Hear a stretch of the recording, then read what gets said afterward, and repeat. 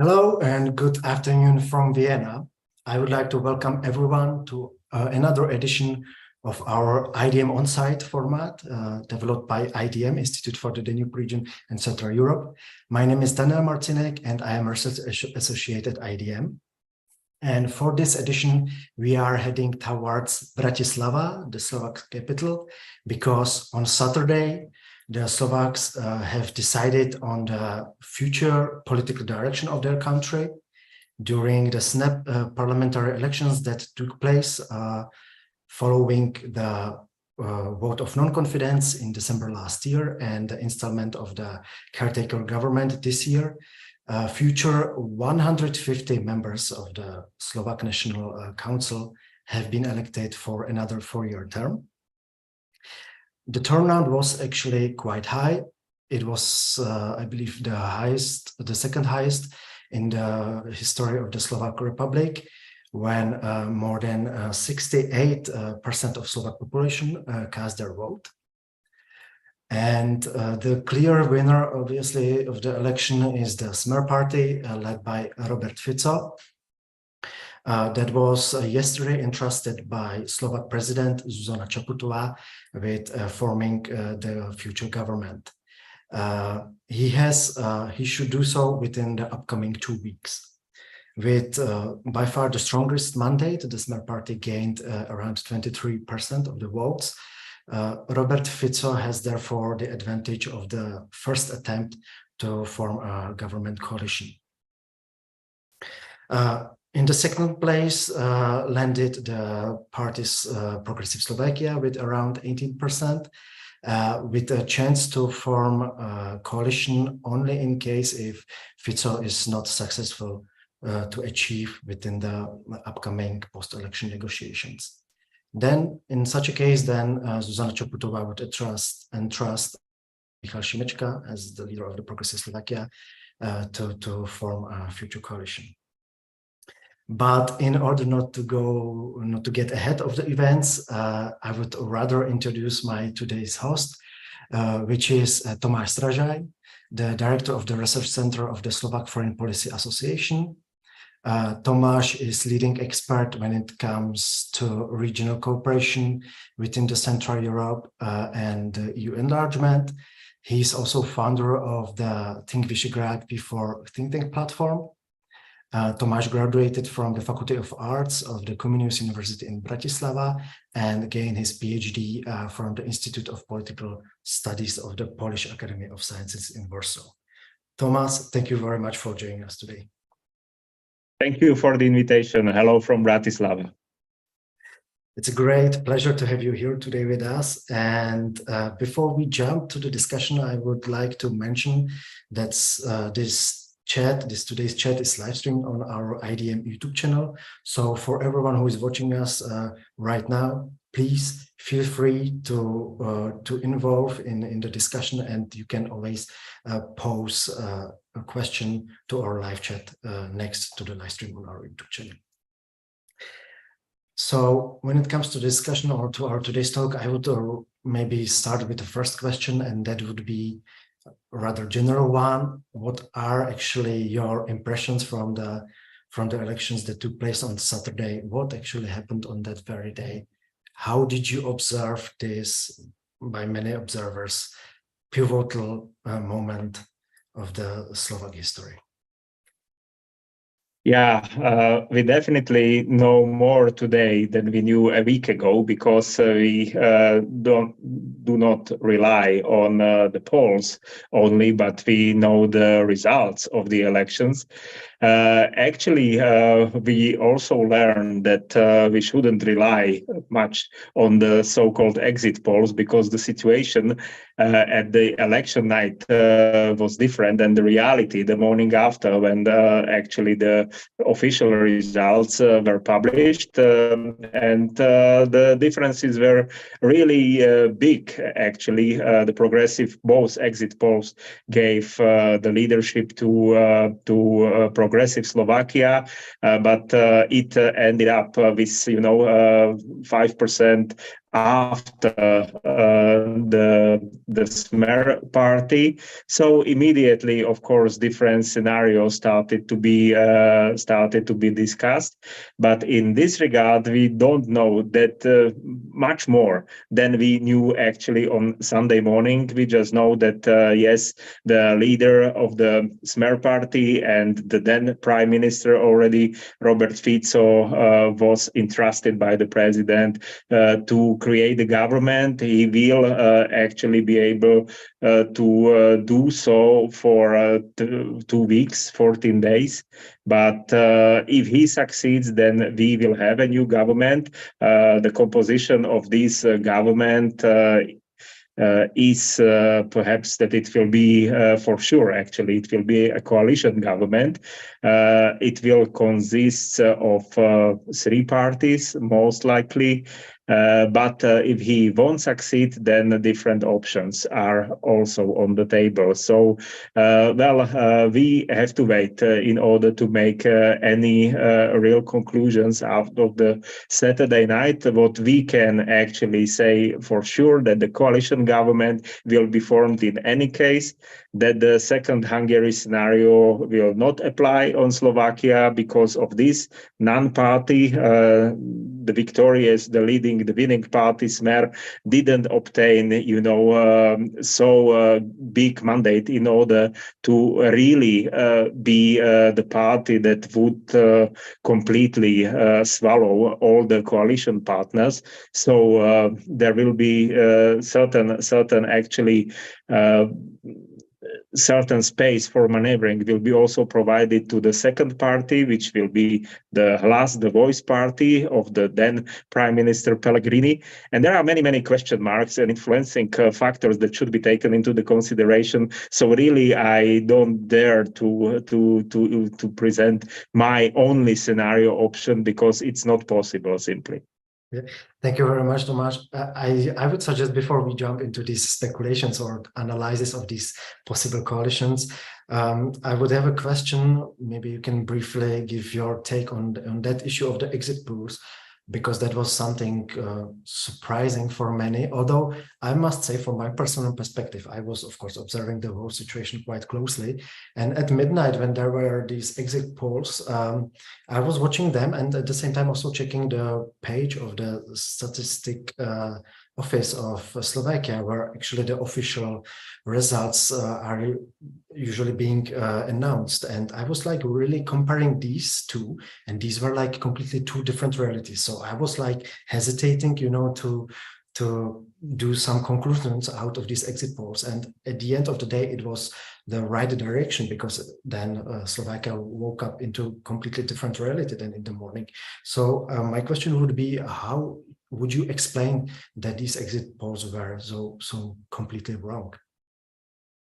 Well, the question should go to, the directors of the polling agencies, but of course I can try to do so.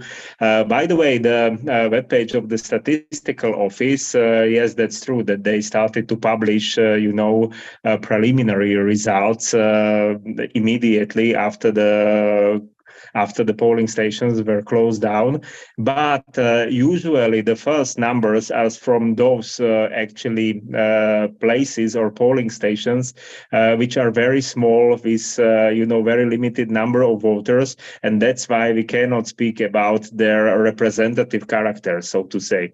So in my case, I had to wait a little bit longer till early morning actually to see that after 80 or 85% of the votes, the situation, the reality was really different than the exit polls. And one of the explanations why the exit polls ended up with such a difference when it comes to the comparison to the real outcomes of the election might be that the adherents or the supporters and then the voters of some of the parties simply they didn't want to say, the agents, for whom they were voting. So this made it less transparent, the whole process. And I believe there is not a methodology that would somehow eliminate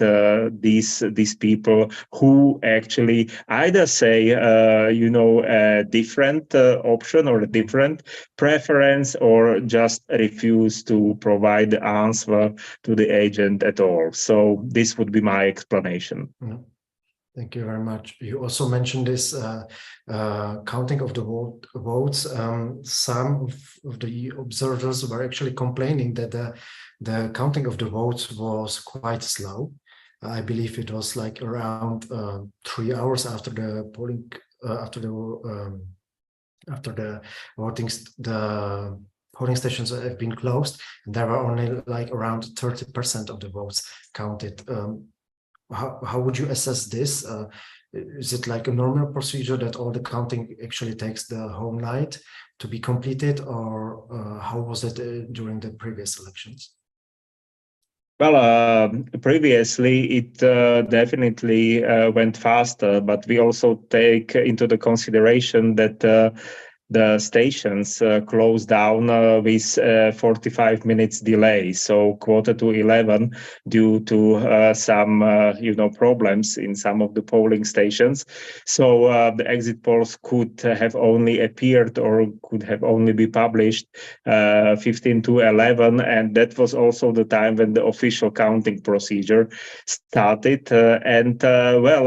As far as I remember, there were no official complaints of any of the OSCE observers so far who did participate in the election count, criticizing the procedure or so. So I would say that it's not an issue here in Slovakia. It's taken in a way that sometimes it proceeds faster and sometimes not. But many people were disappointed, and they really went to bed without knowing the final results. And then in the morning they woke up in a different reality, so to say.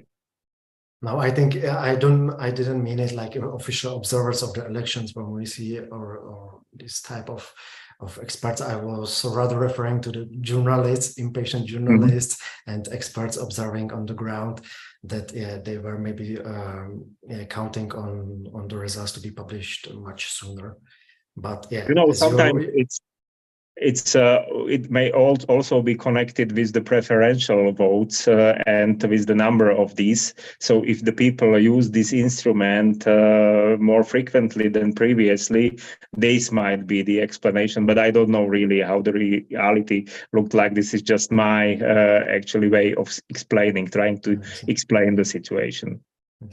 I'm happy that in Czechia we have the elections on 2 days, so we have the election results then right in the evening, and nobody has to actually wait the whole night for the election results. If we proceed with our chat, you mentioned already that one thing that can be already ruled out is that there will be a single party government formed after these elections. Another topics or issues which can be already ruled out are also that no party of the Hungarian minority will be represented in the future parliament, and on the other hand also that the far-right Republika Party didn't make it to the parliament since the party didn't receive enough votes, didn't pass the 5% threshold. I would have a question for you. How do you see this aspect that the Hungarian minority doesn't have any representative in the government, although we know that that was already the case 3 years ago? Yes, first of all, the representatives of the Hungarian community, the political representatives, have to compete with the rest of the parties of the Slovak political spectrum without having any advantages as a minority party. So they are in the same situation as the so-called ethnic Slovak political parties. So they just have to actually attract as many voters as the others to pass the 5% threshold, which turned out not to be so easy for the second time already. And I think that there is a number of reasons for that. Of course, the first one is that the overall Hungarian population is decreasing in Slovakia, but the more important factor from my point of view is that the parties rather showed disunity than unity. I'm speaking about the so-called Hungarian political parties that attempted to address the representatives of the Hungarian minority. So we had several Hungarian parties, smaller parties, competing with each other, and the one with the high support, the alliance, actually, which is also composed of several parties, it didn't make it to the parliament also due to the fact that it couldn't be presented as the only representative of this minority. So I would say if the situation is going to continue like this, we can see the same actually results also in the forthcoming elections, be it snap elections or regular elections, because it obviously puts the emphasis on the way how the minorities are represented and which policy, which key actually these parties should take in order to be successful ones. Just to mention Viktor Orbán himself, I think it was at this famous summer camp in Bajle Tusnad or Tusnadfürde in Hungarian. He actually already said that the Hungarians in Slovakia, the Hungarian parties in Slovakia are not able or were not able to represent the minority, that they felt that they were not strong enough, which I think was a preliminary statement, and the other representatives of the Fidesz party did not follow this pessimistic actually assessment, because, for instance, Foreign Minister Szijjártó was openly supporting this alliance party at its rallies in southern Slovakia. I think he personally physically participated in two meetings of this party. So it seems that the Hungarian government is interested in the representation of the Hungarian population or minority or community here in Slovakia. But definitely the situation here in Slovakia has been different when compared to situation in Romania, for instance. And of course, the representatives of the Hungarian community parties have to rethink their strategies when it comes to addressing the voters. This would be my actually attempt to explain the situation. Thank you very much, Tomáš. When we are already speaking about the minorities, I would like maybe to touch upon another party, which was for many actually quite surprising result of the election, and that's the Olano party, because for many Olano party represents the whole chaos, mismanagement of the last 3 years after the elections in 2020, and still they formed this coalition, as we know, this three-party coalition, and they actually passed the 7% threshold. It's being observed that it's thanks to the Roma communities who supported this coalition. Is it really so, or how would you evaluate the success of the Olano coalition? Well, I would say that the strategy, the leader of this party, Igor Matovic, has been preferring, I would say traditionally, is to, attract people by causing a scandal. And he managed to do so just before the elections, when he was physically attacked and physically attacked, vice versa, the representative of the SMER party.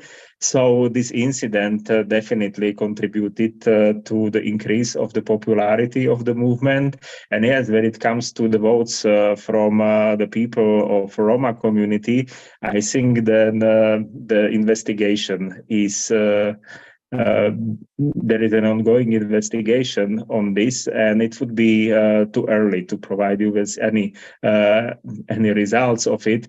But yes, there are some actually civil society representatives, but also political parties representatives say that there are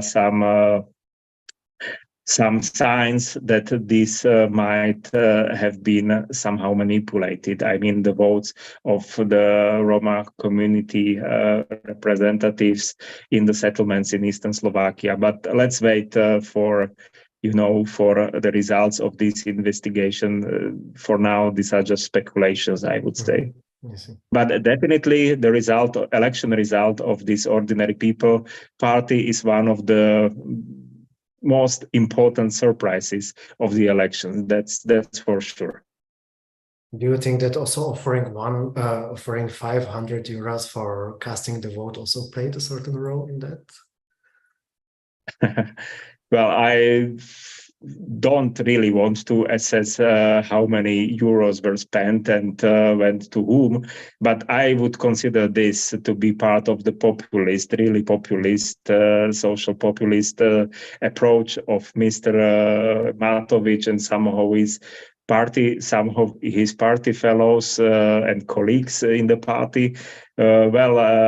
I think that one actually conclusion can be made that populist type of policy making actually was very present, not only in the election campaign, but also at the election night and after the election. So the populism and this particular nationalist actually flavor were one of the characteristic features of the elections in Slovakia, which doesn't make Slovakia so exceptional from other countries in the region. But yes, when it comes to the trends in the entire EU, it can be a warning signal, because this populist way of policy making and attracting voters is not necessarily, and the elections show that in Slovakia, connected with the values of democracy, especially liberal democracy. So yes, it requires further study, and I think that these attempts to mobilize people on populist, beliefs should be condemned by the so-called representatives of the mainstream democratic parties. And the question is whether Mr. Matovic was the only one, and of course the answer is not. That the populist elements were clearly present in the SMER pre-election campaign, some nationalist sentiments as well, and this can be also the explanation why SMER received so big support, relatively big support at the elections. So that would be my take. Thank you, and I'm happy that we are now proceeding to the bigger parties, particularly to the SMER party, because I know that there are still too many question marks, too many variables which will be decisive during the post-election negotiations. But if we consider that Robert Fico will be successful and his party will be able to create a coalition, what are going to be the parties that are going to join such a coalition? Well, the most probable scenario is that Mr. Fico will make an agreement with Mr. Pellegrini, and this will be, of course, the basis of the future coalition. And they would definitely need, if this happens, they would definitely need the third partner. So the one who already offered his services is Mr. Danko, the leader of the Slovak National Party. The problem with that party is that, in fact, it's not a party. The representatives of the party, official representatives of the party, didn't make it to the parliament, with the exception of Mr. Danko. So the 10 MPs that will enter the parliament are representing different, circles and movements, and are even solo runners in Slovakia's politics, with very different ideologies and very different approach how to implement their policy goals. Sometimes they do not have clearly defined policy goals. So it would be a very, very unpredictable partner in the coalition from this point of view. But maybe they are so much willing to participate in the power sharing that they would agree to support the government consisting of these three parties with no further conditions. This is also possible. But I don't really think that the Christian Democrats would be the third coalition partner to SMER and Hlas, because the leader, Mr. Majerský, already publicly announced that he was not in favor of such a coalition. And he also replied in this way to journalists who actually interviewed him today when he was visiting President Čaputová and having had a discussion with her.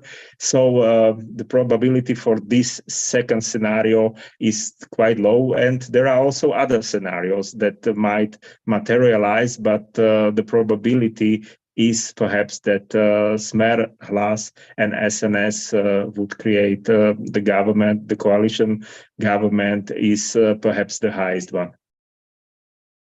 Do you think that actually this, as you mentioned, that actually on the list of the SNS party, there are no members of the SNS party who made it to the parliament? Do you think that might be actually the argument of Robert Fico for Hlas party to join the coalition, considering also that the Hlas party and Peter Pellegrini was rather hesitant to join a coalition with SNS from obvious reasons, as we know, Andrej Danko and his party members from the ideological reasons. Do you think that might be an argument of Robert Fico for him to actually involve the Hlas party in the future coalition? Well, I think there is a necessity for Mr. Fico to include Hlas party. It's a necessity to include Hlas party for any actually possible coalition leader, be it SMER or Progressive Slovakia, theoretically. And it was obvious in the pre-election time already. So Hlas is the real kingmaker in these elections, and they can actually take the advantage to wait, to prolong, the processes, to ask for more, to ask for the position of a prime minister, to other power ministers, so to say. And it will be up to the other parties to respond to those demands. Mr. Pellegrini said that he don't want to be just the complementary part of the SMER party. He feels himself to be the leader of an independent European social democratic party, while SMER itself already actually characterizes itself as a Slovak social democracy, which is very problematic, I would say, explanation taking into consideration that, the pre-election rhetoric was really based on populism and nationalism and social populism than any of the real, actually social democratic values. And, today's development, when the leader of the Party of European Socialists openly criticized Mr. Fico, is a sign that yes, if Mr. Fico would continue policy like he actually said, towards Ukraine and towards, interfering in the judiciary system and so on and so forth, that he might be facing international isolation. And I'm not sure that this would be the preferred scenario for Mr. Pellegrini and the last party. As for SNS, it's I think they are really happy that they made it, and they wouldn't really have conditions. So from this point of view, it's really a last party that has a decisive role, and that's why we still can think about different scenarios, not just the one, but the close or the near future will tell us which scenario would materialize. Me personally, I can't really imagine that Robert Fico would give up the position of prime minister in favor of to sacrifice it in order to Hlas joining such a coalition. But I just, if you could briefly comment on this issue, that actually Hlas is a party who split it from SMER following all the crisis in 2018 and establishing of this party in 2020. Do you think, does it actually play any role that Hlas split it from SMER and now they should be in the same coalition? Do you think that's an aspect that maybe some people might question? How is it actually possible when they try to actually create or draw like really hard line between Hlas and SMER and have anything in common anymore, kind of apart of the social democracy ideology? Well, I really don't think that Hlas party can be considered a monolith, or a single block. It definitely, there are different platforms in the party. For instance, it was also joined by the Good Choice party of Mr. Drucker, and he was not cooperating with Prime Minister Fico at the time when he was the Prime Minister. So there are definitely MPs and people who would actually would like to go back to close cooperation with SMER party. But I can also imagine that there are some who would object to this. So one of the scenarios also might be the split of the party, not perhaps in the coming days, but shortly after or later after the elections, and taking into the consideration that the combination or the coalition of the parties SMER, Hlas, and SNS would just have the majority of 79 votes in the parliament. Of course, they would need 76 at least, but 79, it's not a convincing majority from my point of view. So they really have to be careful how to maintain the support of their own MPs for the foreseeable future. And when actually we spoke about the SNS party and how fragmented it is, I can also say that, one cannot exclude the differentiations and deepening differentiations among the groups in the Hlas party. So that's why we still speak about several options that might become reality, not just the one. Thank you. And if we imagine another possibility, another reality, when Robert Fico is not able to form a future government coalition within these upcoming 2 weeks, what would happen then? Michal Šimečka would be interested by forming the government by Zuzana Čaputová. And how would you, if you could briefly assess, how would you see such a coalition led by Michal Šimečka and his Progressive Slovakia party? Of course, joined by Hlas, and would be the other coalition partners? Well, I think that from today's perspective, it seems to be a less probable scenario, but not completely unrealistic, because there are some close issues that bind together Progressive Slovakia and Hlas party, also in the field of foreign and security policy, for instance, which also should not be underestimated. And the two remaining needed coalition partners, the Freedom and Solidarity Party and the Christian Democratic Movement, especially the later, are ideologically more different than Progressive Slovakia and Hlas. But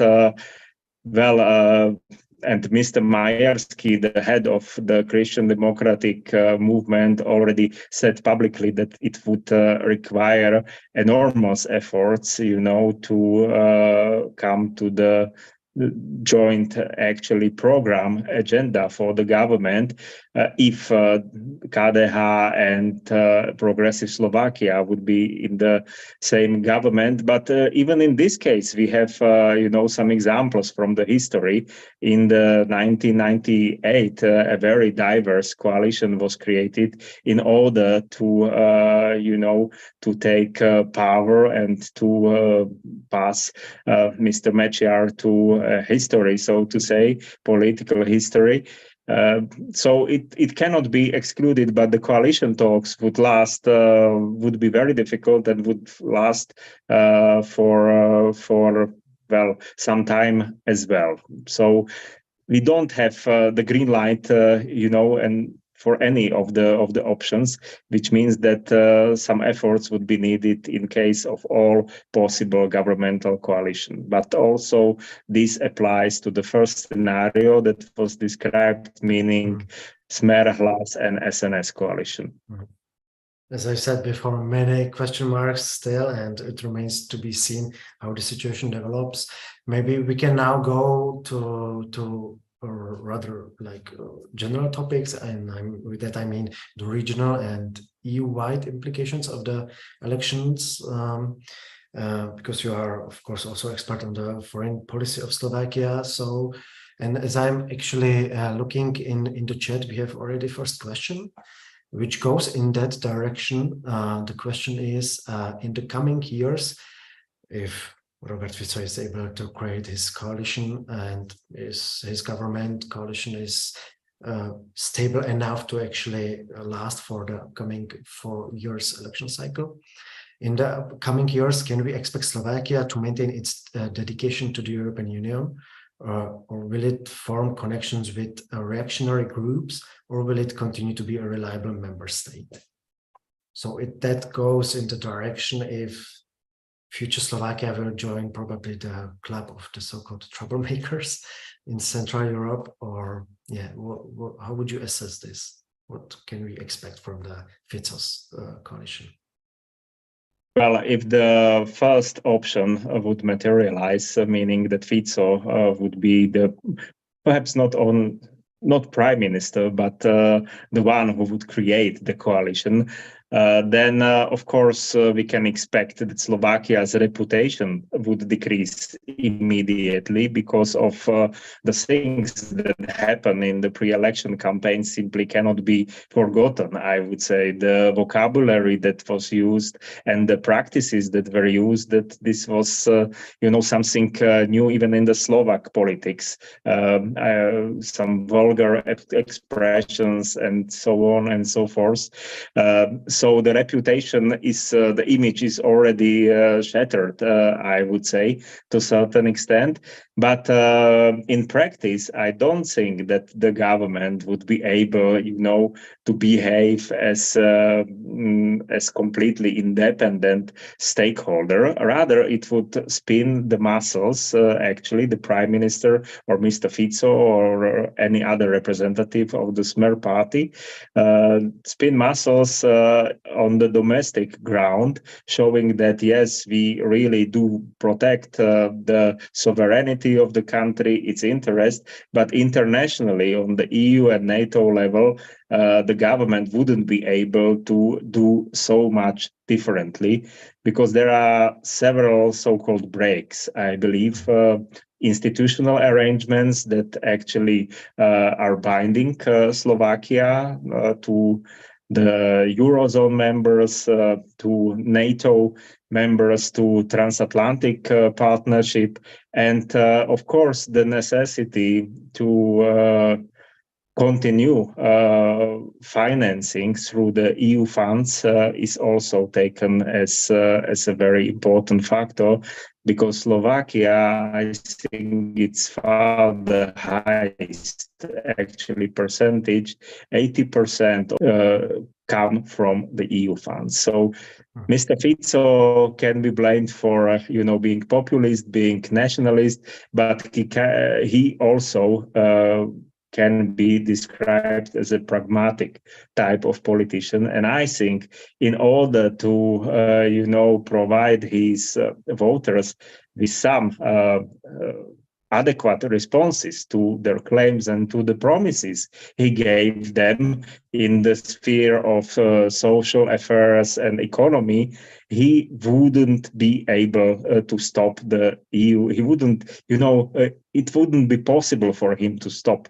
the EU funds flowing to Slovakia. And that's why I think that he would actually press some not really press some agenda that would limit or interfere in the judiciary system, for instance, or maybe he would, his vocabulary would continue to be like it was partially before the elections in the campaign, but he wouldn't cross the red line with the EU. So I think this would also be the difference between Slovakia and Hungary, or even Poland, because these countries were in a different situation. And here, I think the profit from being the Eurozone member would also have a political dimension.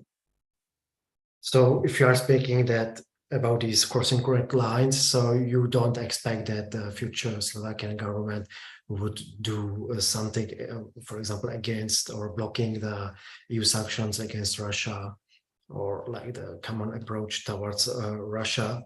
But at the same time, what we heard also in the pre-election situation is the support of Slovakia towards Ukraine, and that's kind of clashes with the common position of the EU member states. What we also observed, as you mentioned already, with these tensions or clash with the European Socialists, where SMER Party is a member of this EU fraction. So do you think there might be, on one side, the explosion of the SMER Party from the European Socialists because of the stand SMER Party is taking towards the support of the Ukraine? Or do you think how this issue can be overcome? And second question would be, how do you actually see the future of the Slovakian support? I'm here speaking about the diplomatic, political, military one towards Ukraine. Is it going to change with Fico's government? Well, the rhetoric will change significantly, I would say, but even the leader of the Party of European Socialists said clearly that if Mr. Fico would continue, to implement his rhetorics into practical steps, that it might cause the exclusion of the SMER Party from the PES, not the rhetoric. So far, it's been about the rhetoric. The Mr. Fico's reaction was also a rhetorical reaction. In practice, there is not that huge space for maneuvering, I think, because of those institutional arrangements, agreements with the partners. And so the simple fact that Slovakia actually has delivered more or less everything that was possible to Ukraine when it comes to military support should also be taken into the consideration. There is not that much left. And when it comes to the demand for some equipment like howitzers or ammunition on the Ukrainian side, I can hardly imagine that the Prime Minister would, halt the increase of production of domestic, military industry companies in order to, just fulfill some ideological populist actually promises. I think he would behave like a pragmatic. He would continue to criticize the usefulness of the military support, but on the other hand, he would just silently respect that the trade goes on, and he would silently support it. The same applies to the sanctions against Russia. He was already clear 5 or 6 years ago when the sanctions after the 2014 annexation of Crimea were imposed against Russia that these were senseless, and so, but he always supported each of them. So I think that similar way or similar development can be expected also this time. And what I think is that in the vocabulary, in the political vocabulary of the government, the word sovereignty would be very frequently used. And Mr. Fico and his government would be presented to the domestic audience as those, of those who protect, the national interest against the others, and the others would be, of course, also NATO, some of the EU member states, EU institutions, but this would again be more about the vocabulary than practical steps. This would be my prediction if this scenario becomes reality. Thank you very much. We are slowly approaching the end of our talk, unfortunately, although we could probably speak for hours about these issues. But you also mentioned the word sovereignty. I think that would kind of also follow the suit or the developments, because the word sovereignty we can hear from different corners of the Central European region, I would say, and nowadays. So of course, we can't simply end our today's talk without also touch upon the topic of the Visegrad 4, Visegrad Group cooperation. We saw that Robert Fico is very much in favor of this cooperation. He has a good opinion about it, and he would like to kind of also maybe revive the relations within this cooperation. So what would be your take on the future of Visegrad cooperation with the new Slovakian government? And maybe we could also briefly touch upon, of course, the famous Slavko format between Austria, Czechia, and Slovakia. How would you see that the relations within this framework will develop? Well, someone said that 3 partners are needed, at least 3 partners are needed, to push forward some policies inside the Visegrad Group. And I'm not good in the maths, but still, I think that even if Mr. Fico as a prime minister would like to incline more towards the Hungarian prime minister, it wouldn't. Sorry, Tomáš, you are muted. Be more about further divisions in the group, because the Polish-Hungarian division would last and remain. And of course, the Czech government positions is very clear as for now. So I don't really think that the inclination towards Hungary would revitalize the group. Definitely not, and definitely not when it comes to political cooperation. When it comes to other types of cooperation, practical or technical one, the cooperation still goes on, which is good, because it's good to have such a platform in the region. But political cooperation is hibernating, is perhaps a very diplomatic word in this regard. Thank you. We discussed actually before our chat, before we went live, we discussed also the upcoming elections in the future, right? The parliamentary elections in Austria next year, but also the parliamentary elections taking place in Czechia in 2 years. It will be definitely interesting to observe this region from this rather bigger perspective, not only when it comes to the members of the Visegrad Group, but also like the whole picture of the Central Europe, maybe also including Germany, because we are also waiting for the elections there.